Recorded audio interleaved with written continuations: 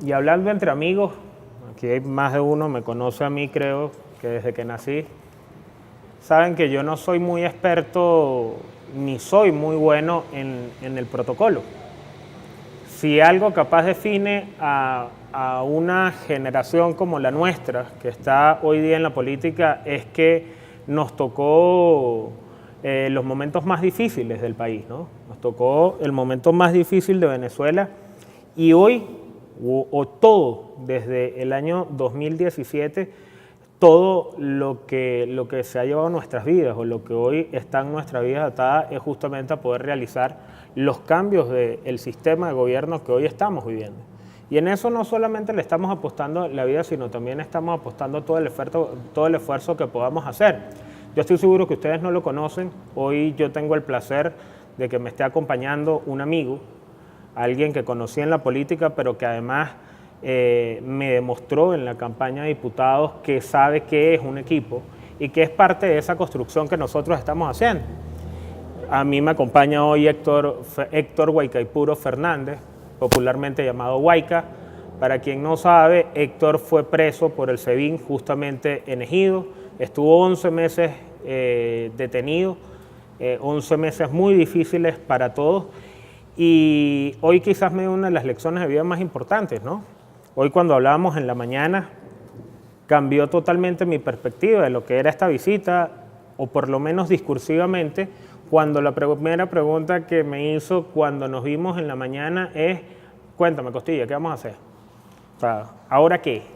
¿Cómo le echamos? ¿En qué me monto? ¿De qué nos vamos a encargar? Y es esas palabras lo que capaz resumen que este país nosotros tenemos que lucharlo. Cuando yo vi la invitación de la tertulia, me llamaba poderosamente la atención que el título era ¿y la oposición qué? Pero además me llamaba poderosamente la atención porque hablaba de un tercero, hablaba en tercera persona. No nos estábamos incluyendo todos en lo que era la pregunta.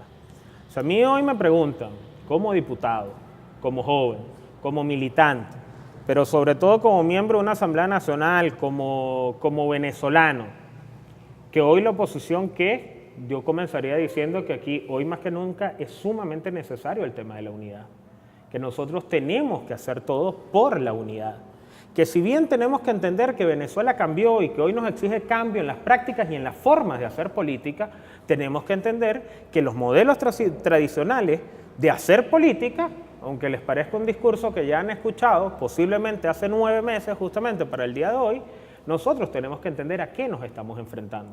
Esto no es una democracia en el concepto tradicional de la palabra. Esto nos estamos enfrentando hoy en los momentos más difíciles que había vivido Venezuela. Porque para los de ustedes que sí conocieron las dictaduras, quizás lo más o la gran diferencia enmarcada entre lo que hoy vivimos en Venezuela y la última que vivieron los venezolanos, que es la del 58, es justamente el desarrollo económico y social que tenían los venezolanos.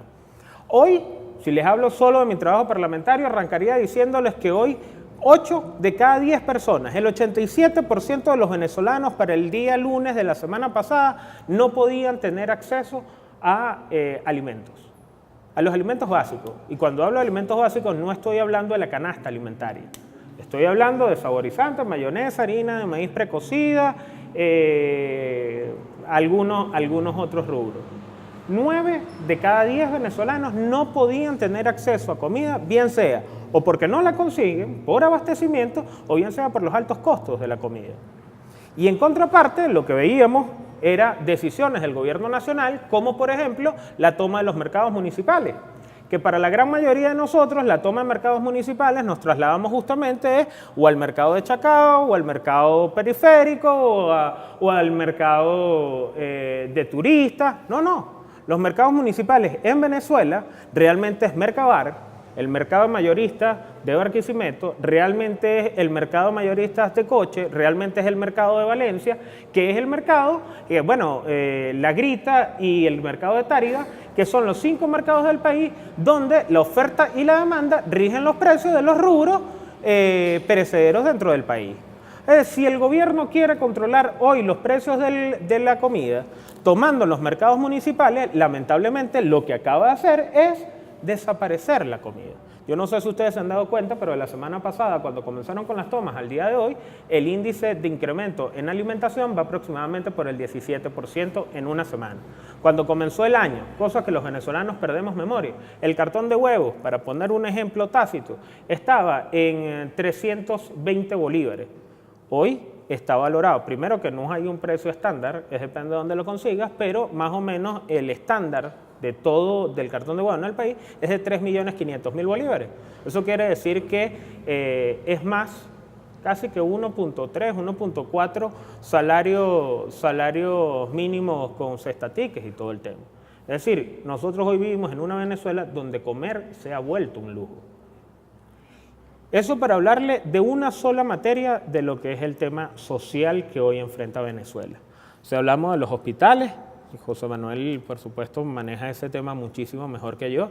Estamos hablando que no hay tratamientos oncológicos, que Venezuela es el país con mayor mortalidad en cuanto a lo que es el cáncer. Si hablamos de temas sociales, algo más desarrollado por el diputado Miguel Pizarro, tendríamos que comenzar a decir, o yo utilizaríamos para resumir, mira, la realidad de los profesores universitarios, la realidad de nuestra universidad. Hoy nuestras universidades, nuestras casas de estudio, cunas del pensamiento libre, han sido asfixiadas financieramente y hoy lo que vemos es deserción estudiantil y deserción profesoral, y eso es una realidad que hoy están conviviendo nuestras universidades, para no hablar de los abuelos y las pensiones, para no meternos en otros temas más profundos.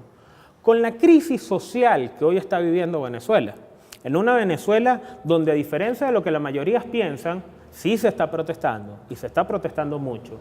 Para el cierre del día de ayer, el aproximado eran 3.200 protestas, específicamente 3.197 protestas que se habían desarrollado en lo que iba del año.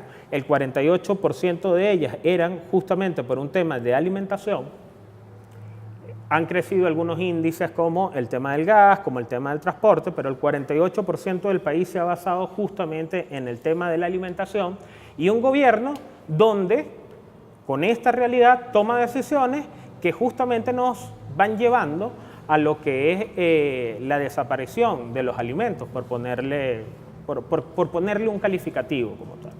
Lamentablemente no está el profesor Luis Caraballo, pero una de las cosas que a mí más me impresionaba para poder entender el tema de la propuesta de los CLAP era justamente el estudiar otros casos en el mundo.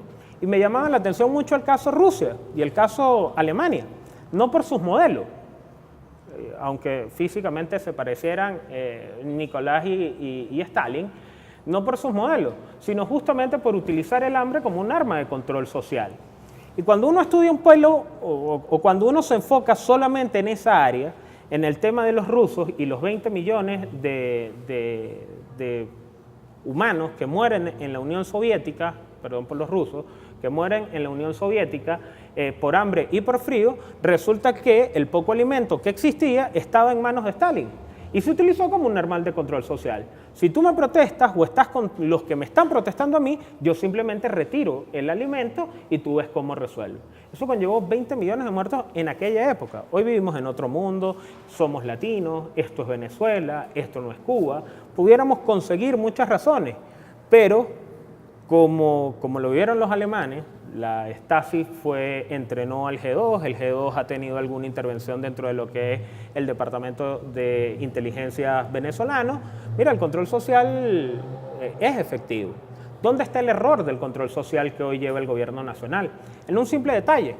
Todos los gobiernos que han podido resistir las presiones internacionales que están diseñadas como las que se diseñaron o como las que diseñaron otros, voy a dejarlo muy claro, en Venezuela tenían una cualidad que hoy Venezuela no tiene, que es que producían al menos el 40 al 45% de sus alimentos, el que producía menos. Cuba, cuando el embargo que hacía el presidente americano Kennedy, si mal no recuerdo, no solo producía el 60% del alimento que consumía, sino además recibió $60.000 millones de la Unión Soviética.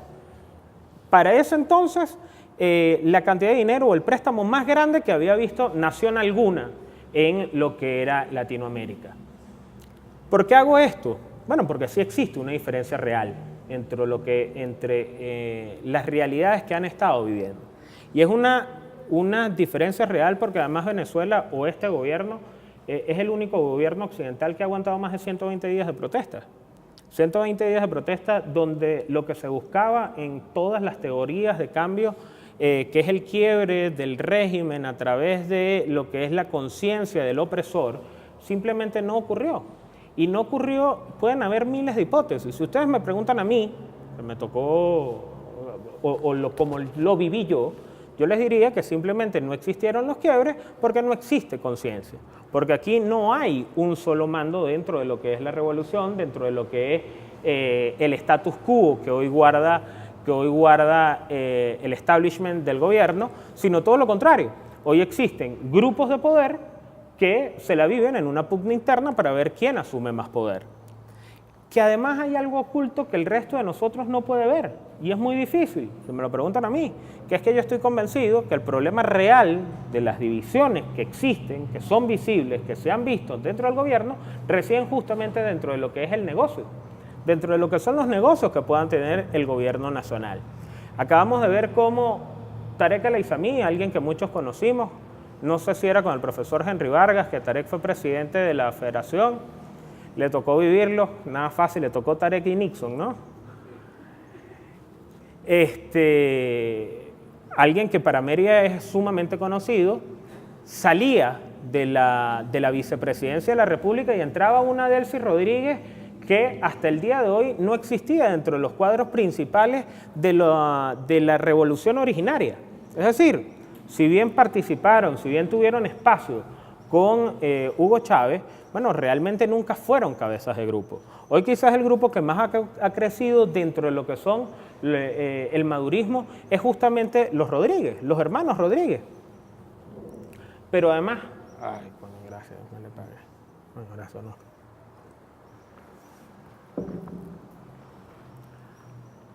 Pero además, trato de hacer el panorama del gobierno y contarles todo esto, les prometo que tiene un fin en el hilo discursivo. Hoy veíamos cómo Tarek salía de la vicepresidencia, el grupo del 4F, los originarios, el grupo del 4F reducía su influencia por lo menos en los ministerios. Veíamos cómo, o vemos cómo hoy siguen los principales ministerios, los principales centros de poder del gobierno siguen a la espera de algunos cambios.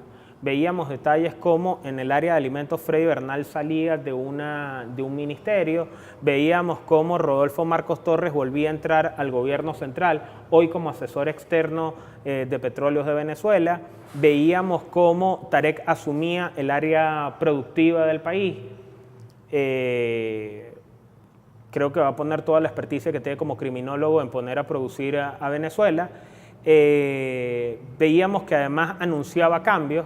La razón real del por qué Tarek no sale totalmente del gobierno y asume un nuevo ministerio creado que ni siquiera ha sido anunciado es netamente su relación con Turquía, una relación que además es tóxica, es oscura. Para quienes entienden muchísimo más el área internacional que yo, saben lo que Turquía puede significar geopolíticamente. Vemos cómo las relaciones de Turquía se están basando a través de lo que es nuestro arco minero. Vemos cómo a través de este arco minero una de las formas de poder burlar los bloqueos financieros es que hoy se han erigido empresarios del gobierno, de la revolución, que son los encargados de poner comida, cajas CLAP, medicina, son el mismo personaje, y algunas otras áreas de funcionamiento mínimo para lo que es el país. Veíamos cómo en lo que va de año Corpovex no ha aprobado un solo dólar, pero estas empresas han cobrado. Veíamos cómo entra un tema de desespero dentro del gobierno o dentro de la revolución para tratar de nivelar las cargas internas. Veíamos cómo además, quizás en el momento de mayor fragilidad o en el momento de mayor conflicto, son dos términos completamente diferentes, en el momento de mayor conflicto que ha vivido la revolución en su historia, bueno, también aparecían algunos problemas dentro de la oposición. Y aparecían algunos problemas dentro de la oposición y en el seno de la Asamblea Nacional por algo mire, meramente sencillo. Yo hago acotación de la última reunión que nosotros teníamos porque, como arrancaba diciéndoles, Venezuela cambió. Y entender hacia dónde vamos y entender cuáles son los nuevos métodos de lucha que tenemos que dar, entender los escenarios en los que hoy estamos jugando, no es nada sencillo. No es nada sencillo ni para el dirigente tradicional. Hay algunos amigos que se ofenden cuando escuchan que yo hablo de dirigentes tradicional. No es por no es referido ni a edad, ni a ningún punto en particular. Pero este país, mira, las elecciones no bastan. O sea, en Venezuela ya la revolución avanzó y además escaló, y lo que hoy se plantea es un nuevo tablero dentro del país. Un tablero que además no es nada sencillo. Uno, adaptarse, entender los cambios que nosotros tenemos que dar dentro de nuestros cuadros, pero sobre todo dentro de nuestros comportamientos. Esta no es la Venezuela del 2015, donde sencillamente con la avalancha de votos nosotros podíamos revertir, aun cuando ha sido una tesis sumamente discutida y de gente muy calificada, con muy buenos argumentos, nosotros no conseguimos que esta sea la misma Venezuela. Es decir, aquí los testigos en los centros de votación no basta. ¿Por qué? Bueno, porque existen cosas como las que quizás en Mérida no ocurrieron, que ocurrieron mucho más en otros estados, o que si ocurrieron en Mérida era porque realmente teníamos más de 20 puntos de diferencia. Por primera vez nosotros estamos viendo elecciones donde no nos estamos enfrentando al ventajismo del PSUV, nos estamos enfrentando al Estado. Cuando digo que nos estamos enfrentando al Estado es que estamos viendo a milicianos organizando la cola y separándola entre quienes van por el patriota y quienes van por el traidor. Contra el Estado me refiero a que, por ejemplo, en la última elección de gobernador, de los 14.000 centros electorales que tenemos, no sé, aquí está Luis Millán, que creo que maneja esa cifra, son 14.000 centros de votación. Nosotros presentamos 1.400 testigos o coordinadores de centros que en algún momento del día estuvieron detenidos. En algún momento del día. Data Analysis, perdón.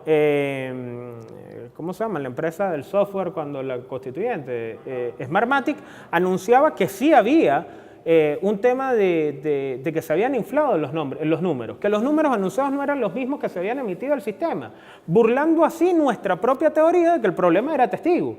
Ahí ya vimos que el problema no era testigo. Es decir, que ellos ni siquiera les bastó que nosotros no presentamos testigo en la ENC, sino además le subieron al menos 1.100.000 votos, creo que es la declaración oficial de Smartmatic, si mal no lo recuerdo. No solo son las elecciones, porque además datos del Consejo Nacional Electoral que se filtraba, era aproximadamente 1.400.000 huellas dentro de las captahuellas no hacían match con la identidad del lector. Aun cuando al lector óptico se le había bajado la capacidad, en 2 puntos, la capacidad de poder detectar la diferencia de la huella, de la huella digital. No es un tema de elección, porque aquí se presentaron casos como en el estado Miranda, que el mismo día, aproximadamente 14 centros fueron cambiados 2 veces el mismo día de la elección. Hoy lo que vemos es a un gobierno que decidió que no perdía más nunca una elección después de que se llevaban la sorpresa de diciembre del 2015. Eso en cuanto a las gobernaciones, una primera decisión de la dirigencia que se puede catalogar como errores, que es la primera gran discusión que quizás comienza a hacer chocar las diferentes visiones que nosotros tenemos. La participación o no en las elecciones municipales. Eso fue un gran debate, pero además eso fue algo que las diferentes visiones que puedan existir dentro de la mesa de la unidad, dentro de la oposición venezolana, dentro de la jefatura, dentro de la dirigencia, bueno, se presentó el primer gran debate. ¿Sirve de algo la abstención? Bueno, los venezolanos ya habíamos transcurrido ese camino. ¿Cómo se hace abstención? Era una de las grandes preguntas. Y con esa pregunta nos fuimos a las elecciones y lamentablemente no estuvimos en la capacidad de responderla. O sea, no supimos cómo enfrentar una elección que, por cierto, nada más tuvo el 29% de participación. Es decir, no fue una decisión de la dirigencia opositora o de la jefatura política del país. Todo lo contrario, era una decisión de la gente, bueno, que la dirigencia la entendió a tiempo, gracias a Dios. pero al final terminó votando el 29% del país. Que cuando el Consejo Nacional anunciaba el 46%, si mal no recuerdo, aún se quedaba nada más y nada menos por debajo de dos datos. Maduro saca 6.400.000, creo, 6.700.000, y se quedaba por debajo de dos datos. Uno, carnet de la patria. Hay 14 millones de carnetizados en Venezuela. Ellos sacaron la mitad. Uno de cada dos venezolanos que tienen el carnet de la patria no fue a lo que ellos intentaron llamar elección en este año. Y el otro, los carnetizados del PSUV. Es decir, ellos nada más y nada menos les faltó 1.300.000 carnetizados para que fueran a ir a votar por Maduro en los datos que ellos anunciaban. Hay 1.300.000 PSUVistas que no estaban de acuerdo con la candidatura de Nicolás Maduro. Pero lo siguiente, por primera vez vimos la tecnificación del control social. Es decir, pasa por el punto rojo, marcas el carnet de la patria, yo genero un bono y además te entrego la caja CLAP. Eso es primera vez que nosotros lo vimos en Venezuela a ese nivel tecnológico o a ese nivel de control, al nivel del Estado como tal. Bueno, pero que el Consejo Nacional Electoral le dijo a Nicolás Maduro que eso no podía ser y entonces no se dio el bono. Mire, el bono no se dio porque habían 3 millones de carnet más que fueron pasados por los puntos rojos de los votos que se emitieron. Eso hace que, por supuesto, muchísimos de nosotros tengan serias dudas de que el camino de la reconstrucción de Venezuela sea a través de la manera tradicional de ir a votar. Si ustedes me preguntan a mí si iría a votar en una elección, a menos que nosotros tengamos las condiciones de mayo del 2017 en cuanto a lo que es efervescencia y acompañamiento de la gente, yo diría que lo que estamos apostando a través del voto es simplemente legalizar, institucionalizar o darle un barniz de legitimidad a un régimen como el que hoy está llevando Nicolás Maduro. Eso en lo que es la vía electoral. Bueno, entonces ahora entran las otras preguntas, ¿no? Si no es la vía electoral, ¿cuál es la vía? ¿Qué otras salidas tenemos? ¿A qué están apostando? ¿En qué vía nosotros somos? Cuando hablo de nosotros, hablo de todo. ¿En qué otra vía nosotros somos necesarios, pero además somos personajes de una trama? ¿En qué otro espacio nosotros somos titulares? O sea, ¿en qué otro espacio nosotros somos necesarios? Para que todos pensamos que Chávez era malo, que no podía haber nada peor que él y llegó Nicolás Maduro.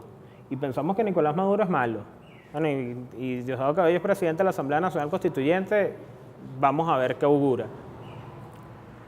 Miren, hablaba ya de los grupos de poder, hablaba de el gran debate de cuál es nuestra ruta, la tesis de avalancha de votos versus fraude, el tema de cómo el gobierno había mutado, había evolucionado y ahora más o menos cómo ha sido la discusión dentro de la unidad.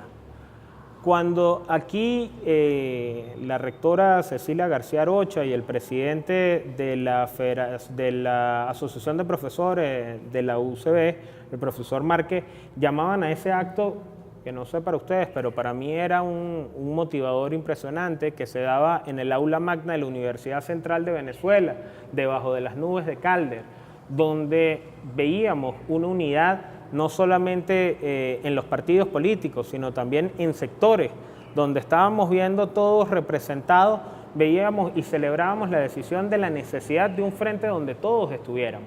En un frente donde no era solo un problema de partidos políticos ni de dirigencias, sino donde nuevamente eran necesarios universidades, sectores, disidencia.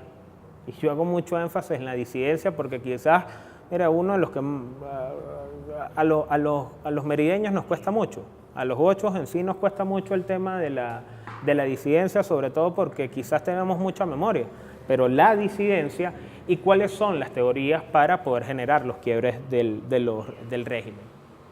Hay cosas que son muy difíciles decirlas o que no se deben decir. Pero internacionalmente, en la resolución de conflictos, se habla de la presión externa más la presión interna, generan los quiebres dentro de los regímenes que comienzan a generar transiciones. Que las transiciones se dan, en dado caso, porque hay un error de cálculo del régimen.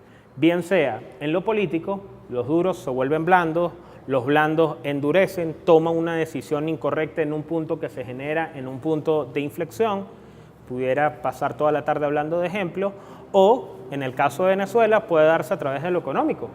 Es decir, hasta Rusia en el año 2000 le tocó ir al Banco Mundial.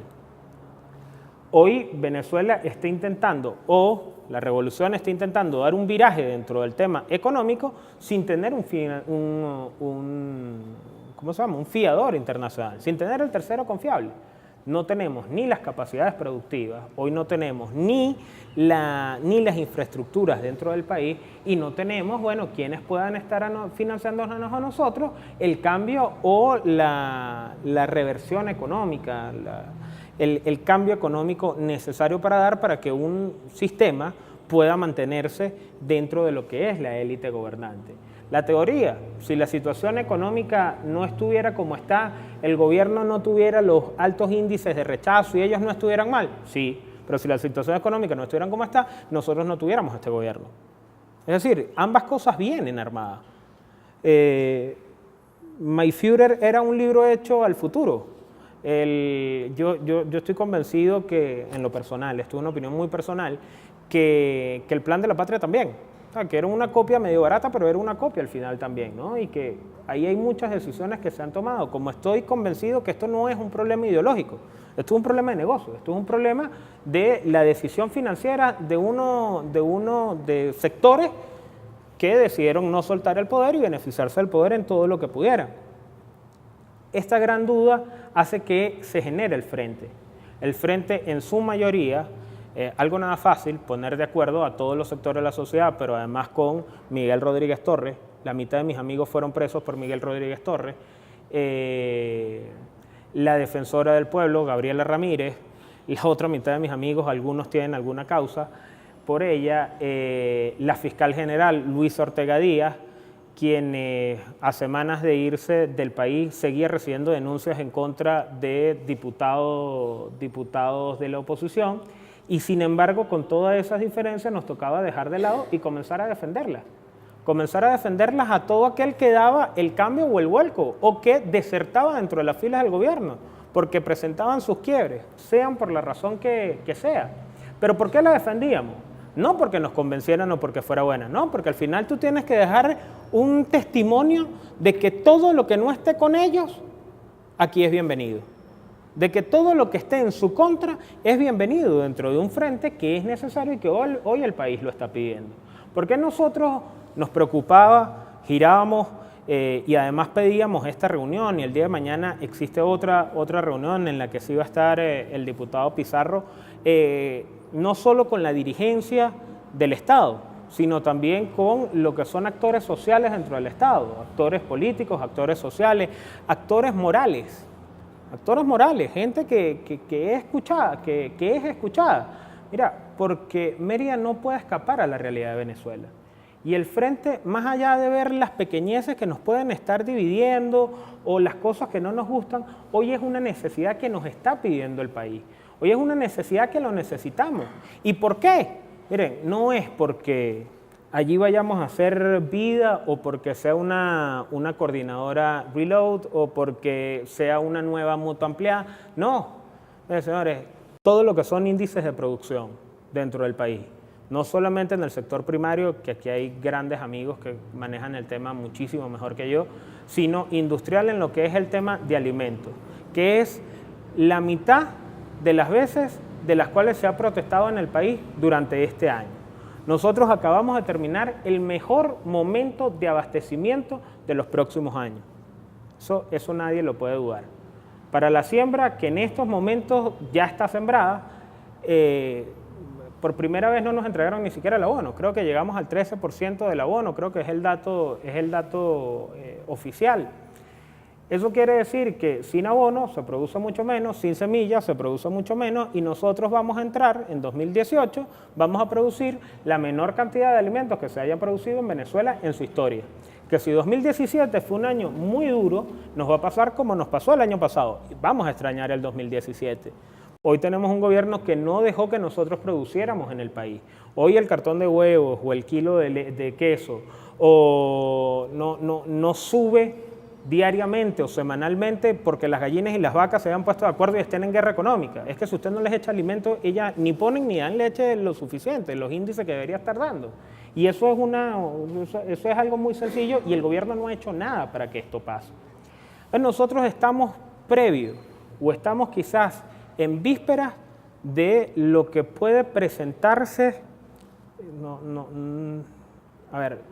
Nosotros estamos quizás en las vísperas del momento más difícil del país, donde la única causa o la causa por la que mayor protestan los venezolanos se generalice dentro de todos los venezolanos.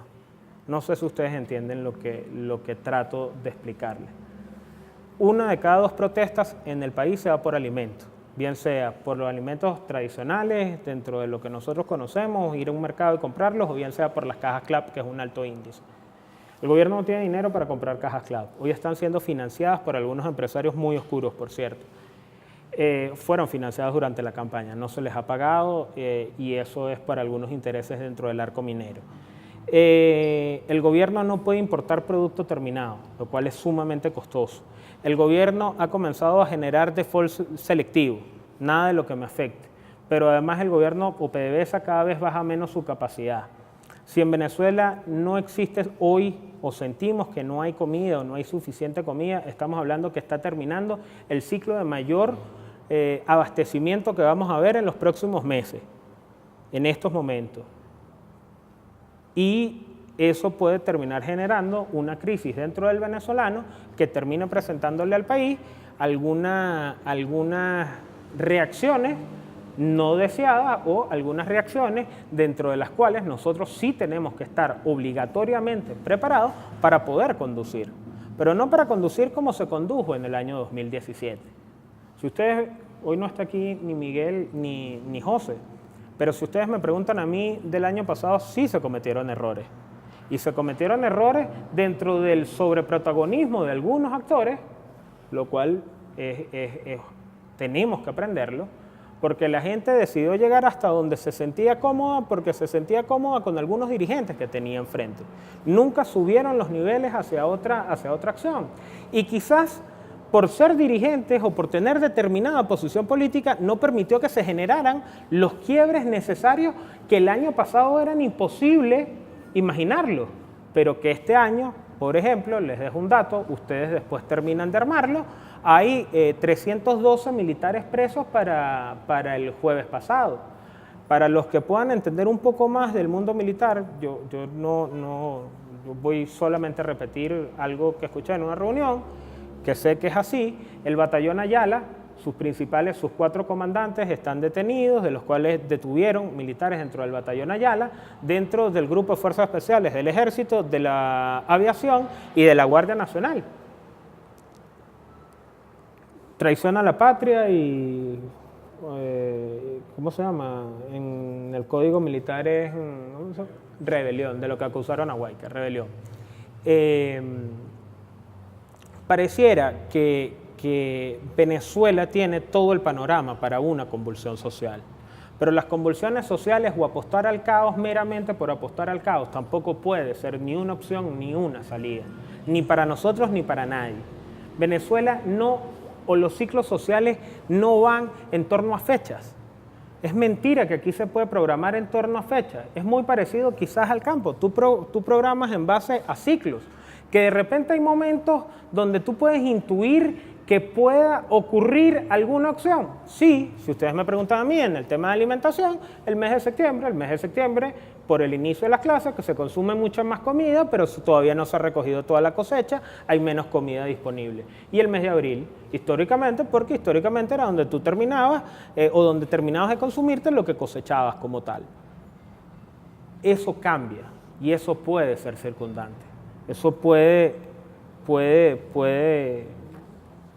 ser simplemente un dato dentro de un desorden de ideas o una lluvia de ideas que esté haciendo. Pero el trabajo real o la importancia real del frente, yo no sé si después de todo lo que les he contado y con Diosdado, quizás esto funciona hasta por desahogo. Yo no sé cómo se comporta Diosdado en la asamblea, pero capaz aquí más de uno no volvamos a vernos en lo pronto, ¿no? Pero estos ciclos, la razón real del frente es poder liderizar o que la gente se sienta acompañada dentro de la crisis que está viviendo para que cuando se generen los quiebres que se van a generar, no hay razón histórica, social, política, humana, donde no se generen los quiebres, donde con los ingredientes que tiene hoy este país no se generen ni los quiebres internos ni la conflictividad dentro de Venezuela, se pueda liderizar, tomar una acción y sobre todo conducir a lo que es la Venezuela que necesita construirse. Eso es una de las razones fundamentales del frente.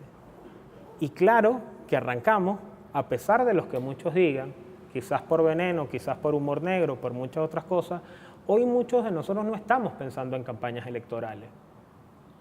Este tipo de reuniones no es porque ni Primero Justicia, ni diputados quieran erigirse, todo lo contrario. Hoy quizás estamos haciendo un llamado de algunos que sentimos la necesidad o el desespero, de que por favor apostemos a una estructura que es sumamente necesaria, a una estructura que tenga una razón de ser, que se debata en el país cosas trascendentales, pero sobre todo que nosotros a lo interno estemos debatiendo cosas trascendentales reales. Que aquí el esperar, el quedarme quieto, el que si yo logro un acuerdo me va a permitir subsistir o estar un pelo afuera mientras tanto, hermano, al final del día van a terminar viniendo por cada uno de nosotros, por cada uno de los que esté estorbando. Aquí no tiene sentido que nosotros veamos el poder desde la manera tradicional de cómo se percibía a través de los cargos y de las instituciones, cuando hoy no existen las instituciones en Venezuela.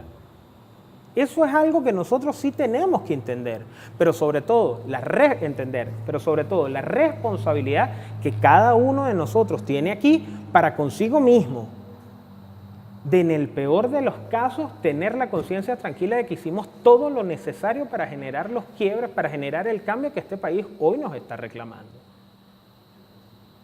Hoy quizás por la confianza que la gran mayoría de ustedes, que en la gran mayoría de ustedes yo tengo, por las relaciones, porque nos conocemos desde hace muchos años y estoy seguro que a este grupo, más que a todos, por las personas que hay hoy en la sala, podrían explicarle cómo puedo yo reaccionar ante cualquier acción y sería la sala situacional que les haría falta al gobierno.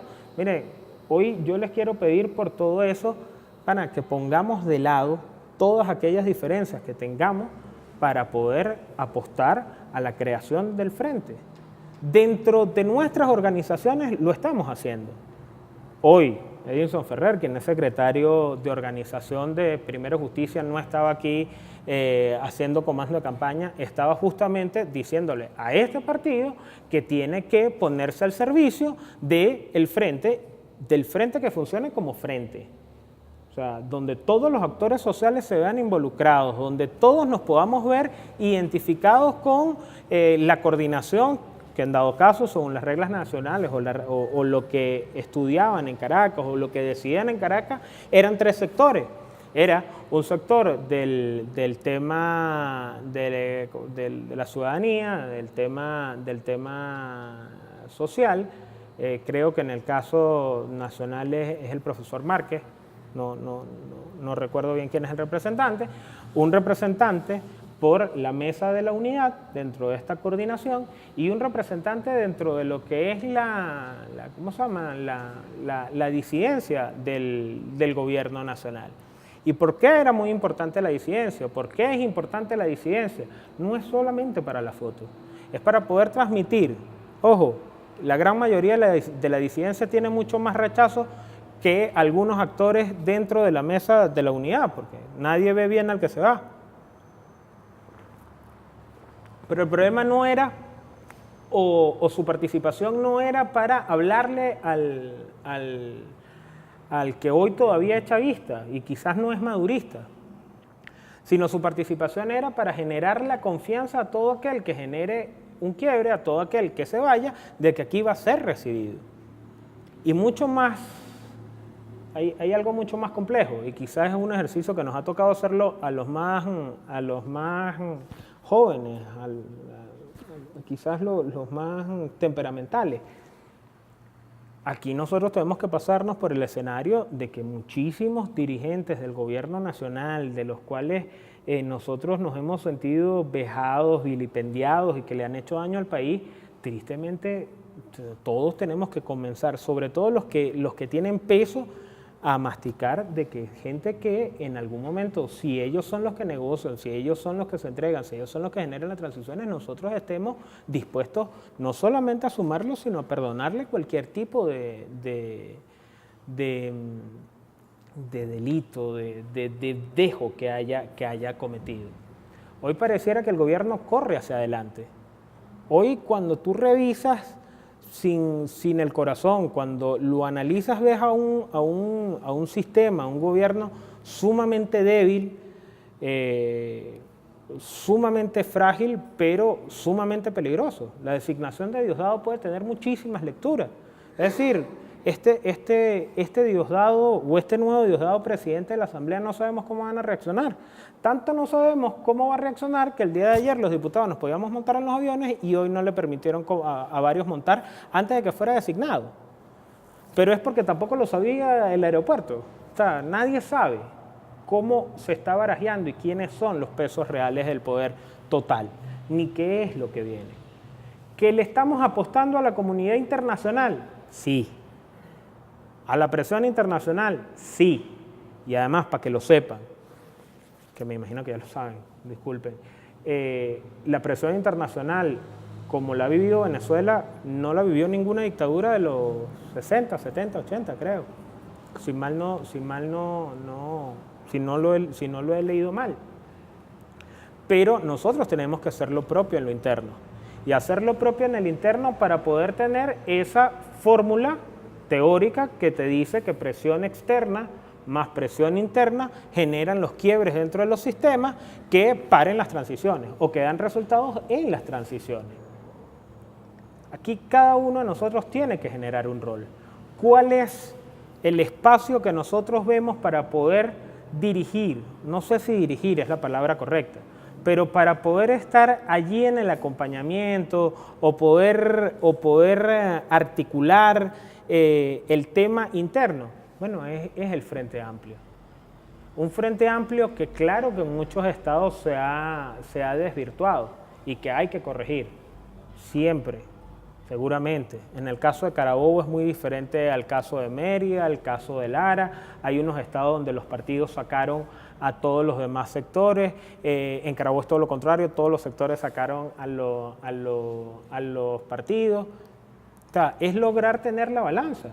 Y yo creo que la representación de este grupo puede también tener un papel fundamental en lo que es esa articulación. En lo que es esa articulación, entendiendo, tratando de entender, o por lo menos mimetizar la Venezuela o el tablero que hoy se nos presenta dentro de lo que es la actividad política. A mí no se me va a olvidar las palabras de alguien que yo respeto muchísimo, y lo tengo viendo desde que soy muy, muy niño y escuchándolo, que el año pasado, cuando más o menos hablaba de esto, me decía: yo solamente conozco un solo camino, que es la vía electoral, pacífica y civil. No estoy dispuesto a generar ninguna otra ruta. Ojo, eso es válido, totalmente válido. Y eso es algo que cada uno de nosotros tiene que internalizar. Pero hoy nosotros estamos entrando a un momento donde no es democracia, a un momento donde, si bien no estamos hablando, espero que este comentario no se tome ni llamando a desestabilización, ni mucho menos, pero donde nosotros tenemos que entender que el tablero, por lo menos en el tema electoral, hoy pareciera que no es suficiente o que no nos generan los cambios que nosotros estamos buscando.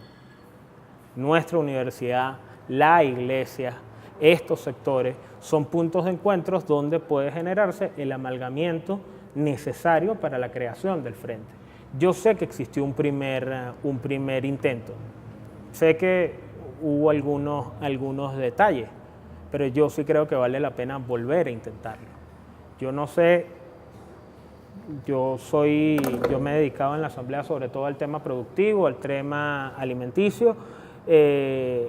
Si tienen alguna pregunta, yo con esto cierro la primera parte de la ponencia para dejar el tema pregunta, del tema político, del tema social, datos específicos dentro de la Asamblea Nacional. Trataré de respondérselas, eso sí les prometo, con la mayor sinceridad posible.